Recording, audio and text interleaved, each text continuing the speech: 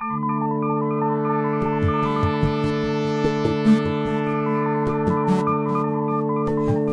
about learning with Jim.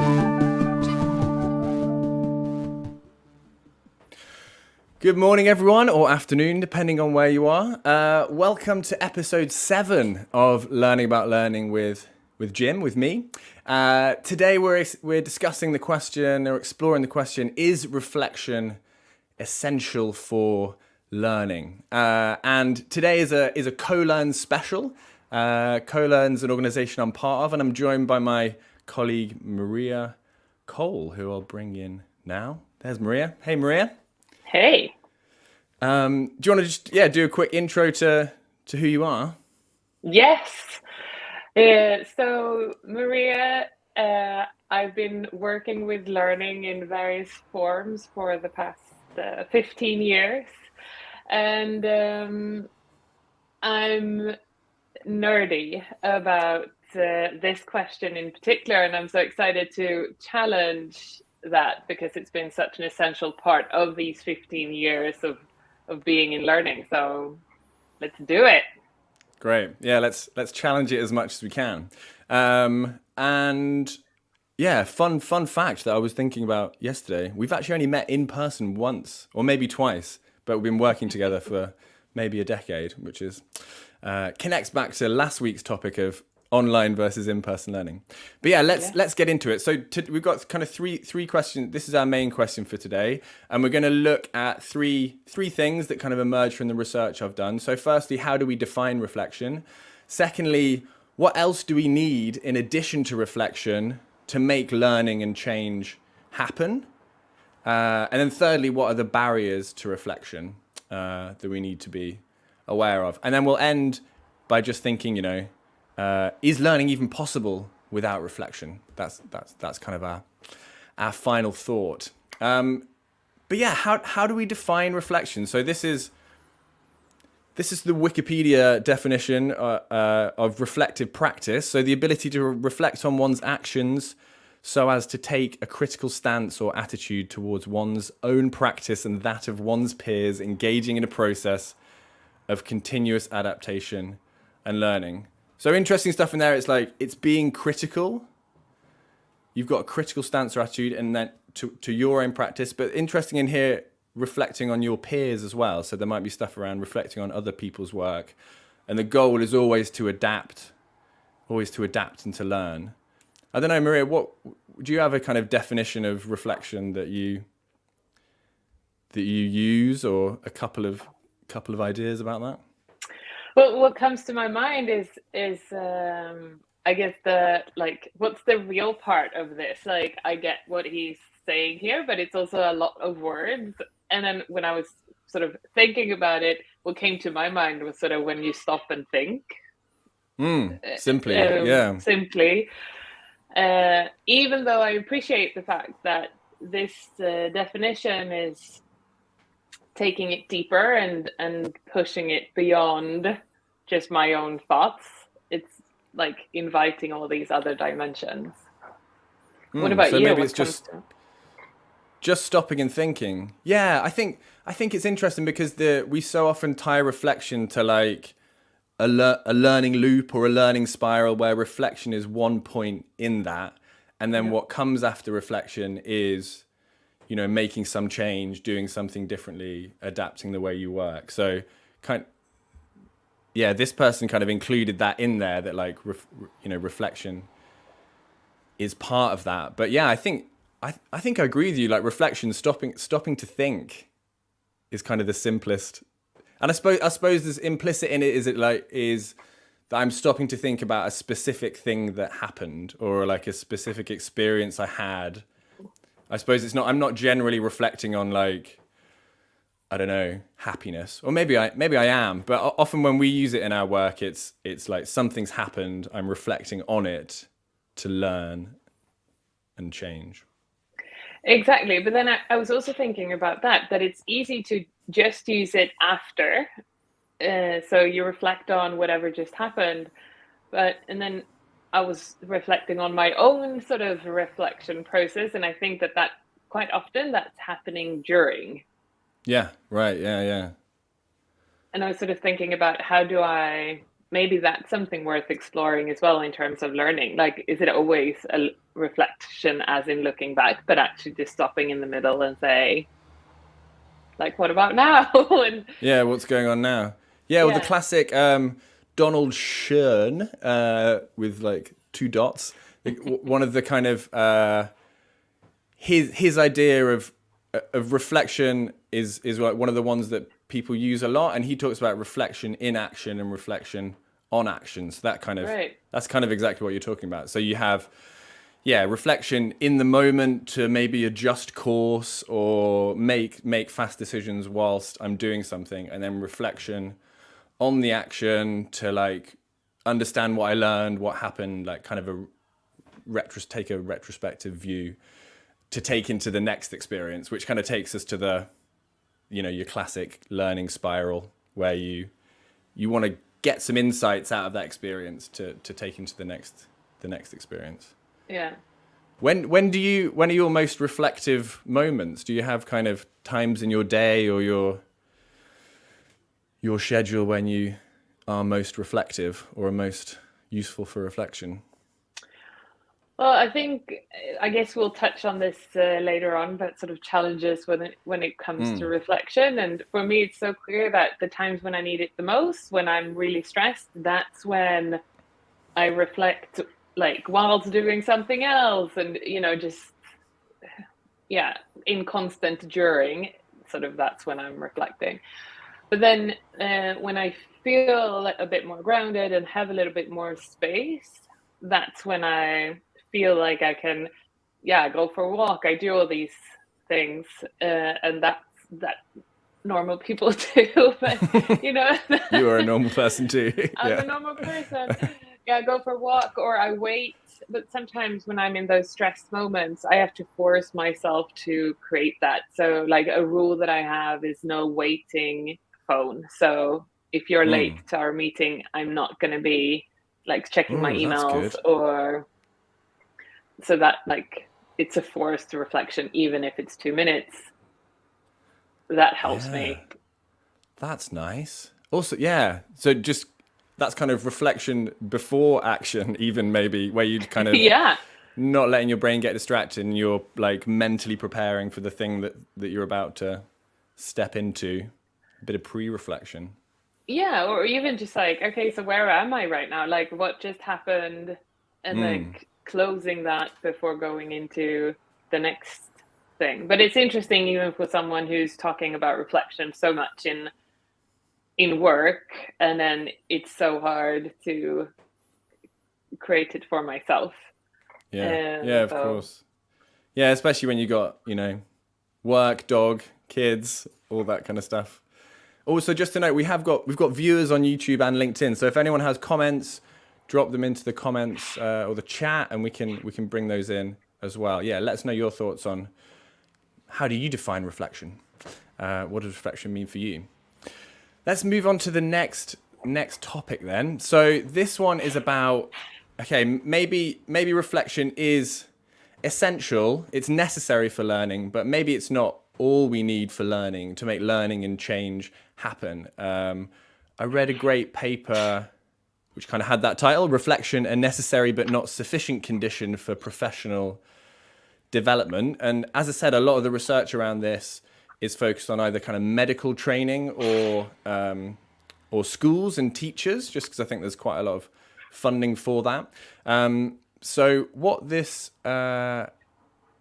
person said is, oh no, that's the other quote. Yeah, the kind of conclusion they said that we don't know how reflection leads to change, and they were fairly critical of the idea that, like, so in their context, just a teacher reflecting on their own practice doesn't have much of an impact on the wider system that they're part of, and that they have a responsibility to take those reflections, those things they've learned, kind of beyond themselves to have a wider impact, to change the school system, to change society, to change the kids they're working with. I thought it was a really interesting one. Yeah, this is kind of the quote there.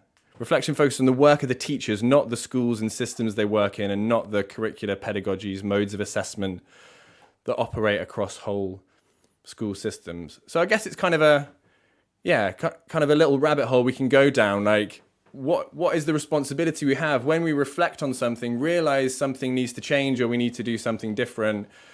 Some of those things are things I need to change, but also like maybe the broken system I'm part of, maybe I have a responsibility to make changes there as well. I read about this company in the north of Sweden. It's a subsidiary, like a daughter company to SOS Alarm, and they had a new CEO who came in and realized that it was a lot of busy work. So the leadership team, he asked the leadership team to spend 10% of their work day, so 4 hours a week, to only reflect. And that wasn't like on yourself as a leader. It could be, but it was also then like, what can we make more effective? What can we scale down, up, etc. And what they saw was after 3 weeks, they all did more, or at least the same amount of sort of output as they did prior. And right, despite half a day less spent on reflection. Yeah, exactly. And then so they like spread that out to the rest of the company. But it came to my mind because the whole idea of, I think that it's easy, especially in learning, that we stop with like, what does it mean for me? And it's like, we both work a lot with leadership trainings, and then it's easy to go into like, to myself as a leader. But then I love that that's sort of challenging. Well, yes, you, but then like your team, your company, the world. I don't know what's next, but yeah, I agree. I think it's a good challenge to to us and people who work with kind of personal reflection a lot. I know I've definitely seen it before working with students that the more you do, the more they head down a route of being, very introspective and also just almost kind of, loving that kind of ego boosting reflection time just spent on me to think about me and my important thoughts and feelings, which of course is really important and like good for people's mental health and their and the work they do and them as individuals. But yeah, it's like taking that next step from what I think and the change I want to make with myself to like, how does that impact my team, my system? Yeah, exactly. And even like allowing reflection to be about those really tactical things, to be about a process, to be about that like dry or hard topics. I think that too is something that I would love to bring into both my work and my own life to sort of, you had an example before we got on air about baking and making bread. Yeah, reflection essential to get better at baking for sure. Yeah. Yeah, that's not necessarily about like me as a human being and my like values. It's more just like mechanically what happened when I was making this loaf of bread, what went wrong, what didn't work well, what worked well, how can I do it differently next time? It's just like you said, it's like stopping and having a think about something so you can do something differently next time. Yeah, it's interesting. I suppose when we think about kind of this tactical reflection, I suppose that feels like the kind of thing you'd do in like a formal retrospective with a team or something like that. I mean, that is a form of reflection. It's just that maybe there's a slightly different structure, or the language you're using is different, or you're focusing on specific outcomes, but you're stopping to think about what happened. Yeah. Could you pull up the question again, or the this quote. Yes. Also, viewers, if you have any comments or thoughts, drop them in the chat. Yes, and it'd be so fun to also hear some challenging thoughts and some other perspectives. Yeah, cool. So it's about raising the gaze and seeing beyond what's right here. Yeah, exactly. Exactly. Nice. Love So a bit that. of a challenge to us all there, I think, working with individual reflection to how we can lift that gaze. Let's kind of come as we in the final 5 minutes think about barriers to reflection. So I had a look at there was a paper from the University of Cambridge on like how people can use reflection in study, and they came up with these six key barriers to reflection. So we've talked about this. You've got no time. You feel like you have no time to reflect. You're so busy doing the work. Maybe the organizational culture isn't one that allows space or encourages reflection. Maybe they actively discourage it. You know, you should be spending the time doing the work, like the opposite of that organization that you shared about. Lack of skill. Maybe people don't know how to reflect. Maybe they don't have, you know, an effective process or useful questions to reflect. And actually, Colearn has a reflection toolbox that maybe we can share in the comments of the video after this to help people with that. Environment, maybe you're in, you know, there's kids everywhere or colleagues, or, you know, you can't find a quiet space to reflect if that's what you need.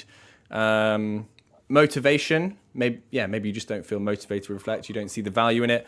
And then yourself, like, I think this is an interesting one. It's hard to reflect. Like, basically what we're asking people to do is to like confront their fears, like things they happen, maybe look critically at themselves and their behavior.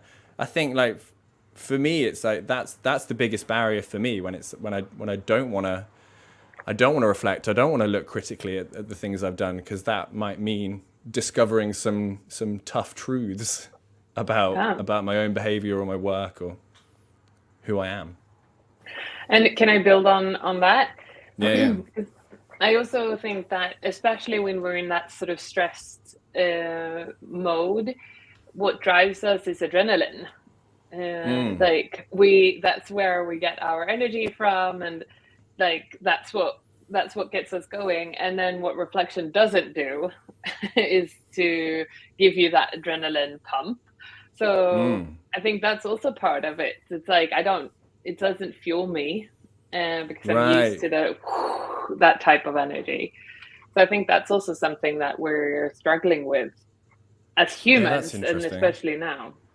It's not an exciting activity, right? It doesn't necessarily feel in the moment like you're going to get your projects finished faster or become a better worker or whatever. That's interesting. I mean, it's the opposite. It's the opposite of that, isn't it? It's like it demands that you reduce your adrenaline and calm down, really think about stuff. You had an example of an organization you worked with that had a real barrier to reflection.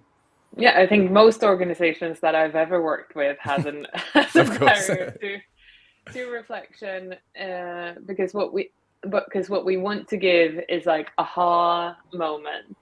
But then I recently had a conversation about like when we're stressed and when our leaders are stressed and the people are stressed, the most valuable thing that they have is time.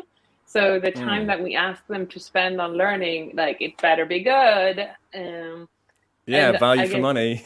Yeah, and I totally understand that and feel it, because I've been in trainings too, and I'm like, well, I can reflect on my own time. But then the most valuable thing I believe I can offer someone is the chance to pause and think. So yeah, totally.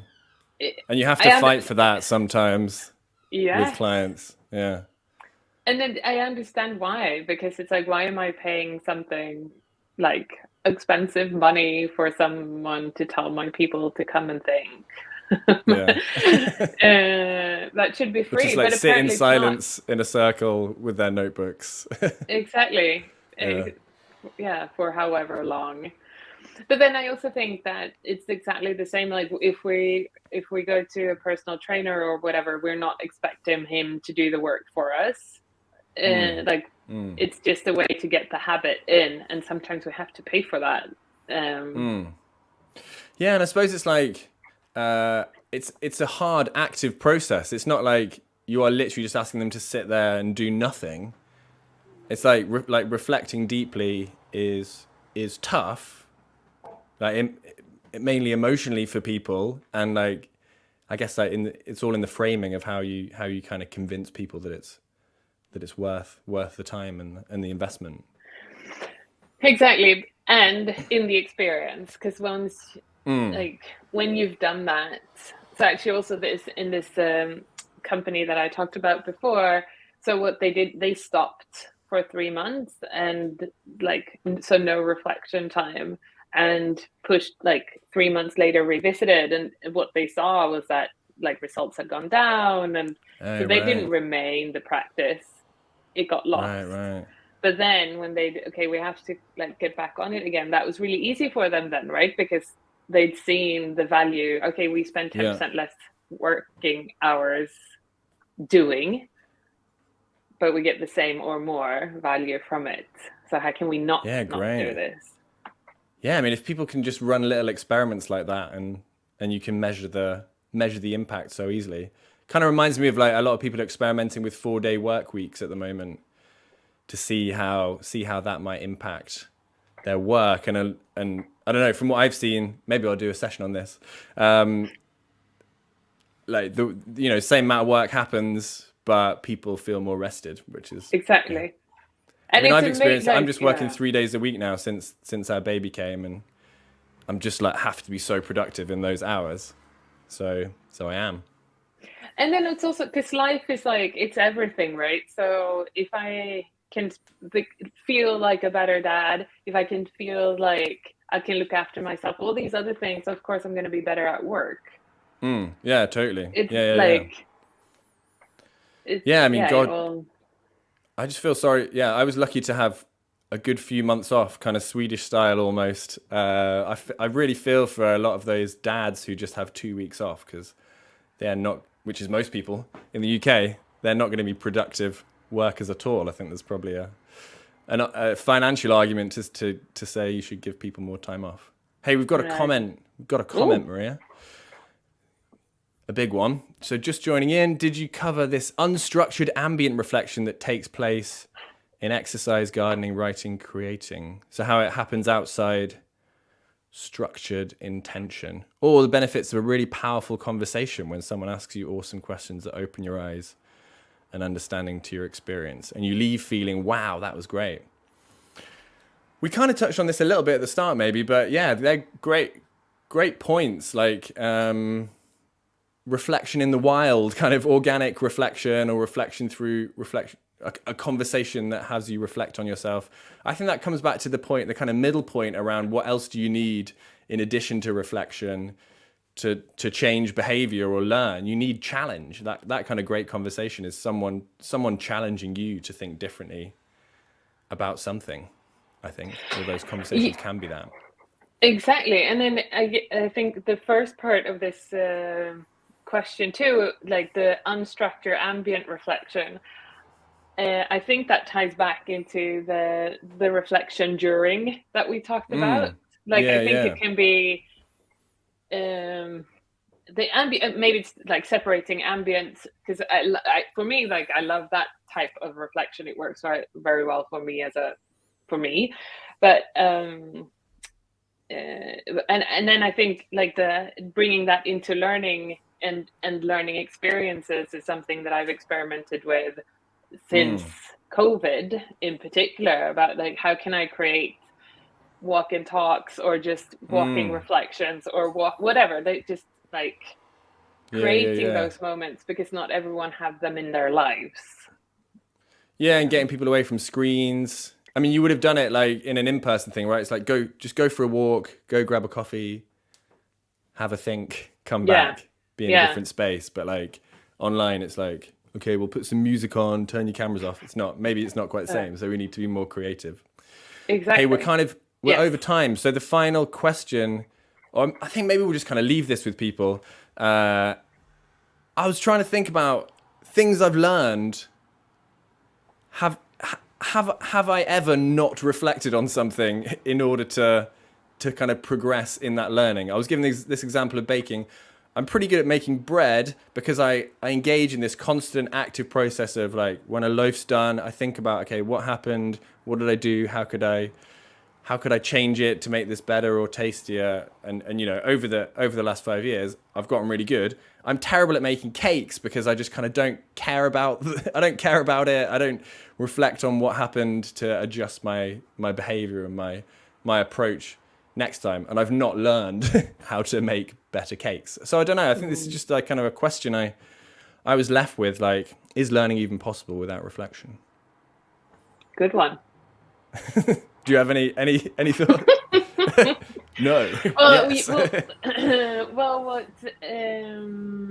What came to my mind was like putting together IKEA furniture, for example, something that I did not that long ago. And it's not like I spend a lot of time reflecting on it, but I notice how much better I am now than I was 10 years ago or whatever. And I guess that brings back the whole like reflecting during part, because it's not like I stop and think, but that sort of ambient, it's something that I do it with my hands. It just doesn't work. Like it's You learned like, okay, learning. I need to get all the bolts and nuts out onto a tray first so I don't lose any. Maybe there's little things you've learned. That's my top IKEA tip. It's a Otherwise good one. you end up with missing bolts. No, but it is something like I've never stopped and thought about I should get a tray, but actually like somewhere down the line I did that and it stayed with me because I noticed it. And so I guess it comes back to the definition of reflection, like stopping and thinking, because I'm not actually stopping, I'm just thinking. Yeah. I don't know. Yeah, so I guess there's some ambient reflection thing happening. Exactly. Interesting. Lots more to dig into, as always. Thanks to that person, LinkedIn user, for that comment. And to everyone who is watching, thank you, Maria, for joining me in this Colearn special. Love it. Yeah. Thank you. I'll see you next time. Cheers, folks. Bye.